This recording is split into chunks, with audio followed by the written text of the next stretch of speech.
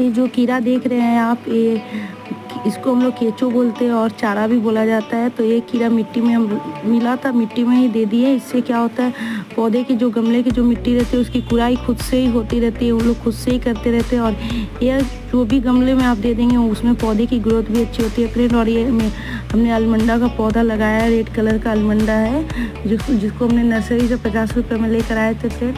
तो ये अलमंडा लगाने के जो पोसेज में हमने मिट्टी लिया तो वही पोसेज में हमने लगाया। बस नीम खली थोड़ा ज़्यादा दे दिया, नीम खली इसलिए ज़्यादा दिया, अभी बरसात का टाइम है और बरसात के टाइम में कीड़े वगैरह बहुत लगते हैं, इसीलिए हमने नीम खली कुछ ज़्यादा दे दिया फ्रेंड। और मेरी वीडियो पसंद आए तो प्लीज़ लाइक और सब्सक्राइब कर दीजिएगा फ्रेंड, प्लीज़।